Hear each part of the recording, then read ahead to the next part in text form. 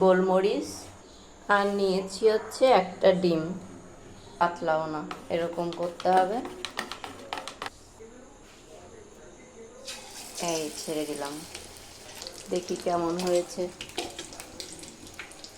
দুপুরবেলা করেছিলাম লোটে মাছের ঝাল, তো আজকে লোটে মাছ ছিল দুপুরে। পেটের উপরের অংশটা আমি রান্না করেছিলাম আর লেজের অংশটা আমি রেখে দিয়েছিলাম সন্ধ্যায় পকোড়া করার জন্য। তো এখন রাত প্রায় 8টা বাজে, আমি এখন পকোড়াটা করব। গোলমরিচের গুঁড়ো, আদা আর রসুনের পেস্ট দিয়ে মাছটা ম্যারিনেট করে ফ্রিজে রেখে দিয়েছিলাম ঢেকে। এখন দেখো আমি চপ ভাজার জন্য, চপ বলতে পকোড়া যাই হোক, তো আমি এখন সেই ব্যাটারটা তৈরি করে নেব। চপ করার জন্য যে ব্যাটারটা লাগবে আমি এখন সেই ব্যাটারটা তৈরি করে নেব। যে কী কী লাগবে সেটা এখানে নিয়েছি বেসন, কর্নফ্লাওয়ার, তারপরে হলুদ, নুন, লাল লঙ্কা, এখানে নিয়েছি গোলমরিচ আর নিয়েছি হচ্ছে একটা ডিম। তো আমি এখন পরিমাণ মতো সব কিছু নিয়ে নেব। প্রথমে নিয়ে নিচ্ছি আমি পরিমাণ মতো বেসন। এখানে আমি 4 থেকে 5 চামচ বেসন নিচ্ছি।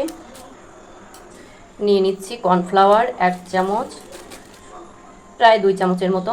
এরপরে দিয়ে দিচ্ছি পরিমাণ মতো হলুদ, পরিমাণ মতো নুন, অল্প পরিমাণ লাল লঙ্কার গুঁড়ো আর কিছুটা গোলমরিচের গুঁড়ো। আমি এখানে অল্পই দিলাম কারণ আমার মাছে দেওয়া আছে।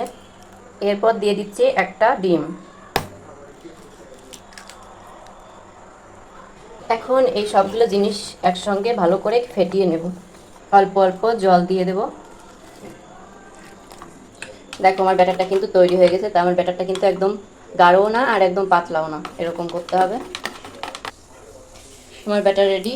আর এদিকে আমি কড়াইতে সাদা তেল বসিয়ে দিয়েছি, একটু বেশি পরিমাণ গরম হতে দিয়েছি।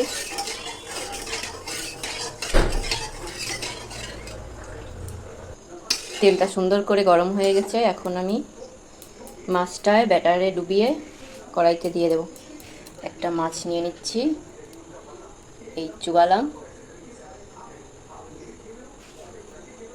এই ছেড়ে দিলাম। কড়াইতে জায়গা আছে তাই আমি আরও 2-3টা দিয়ে দেবো।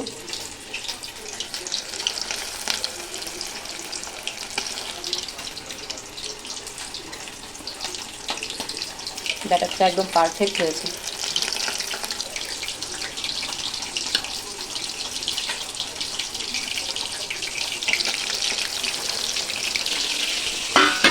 নাড়াচাড়া করে দিই।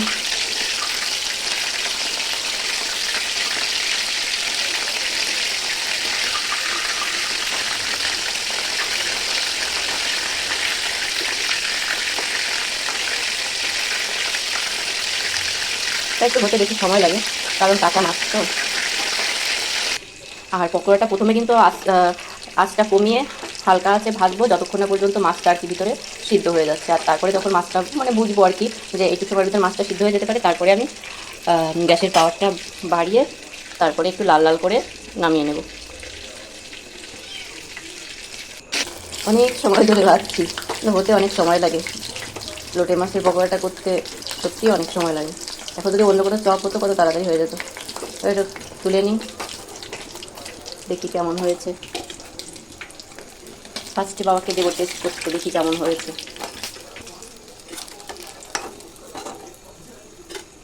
এভাবে দিতে থাকি, দিতে দিতে সবগুলো ভাজতে হবে এভাবে।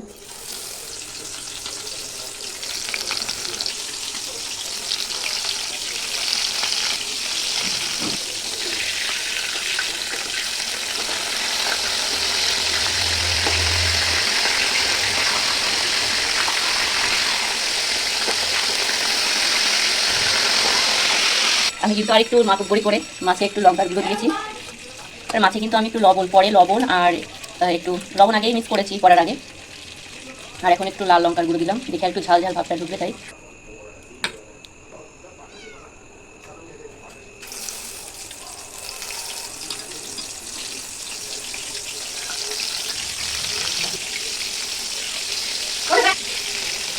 আমি বানিয়ে রাখতে পারছি না, দাঁড়িয়ে খাওয়া হয়ে যাচ্ছে। আর এই যে ফাইনাল এই কটা ভাবছি ভালো হয়েছে, সবাই বলছে।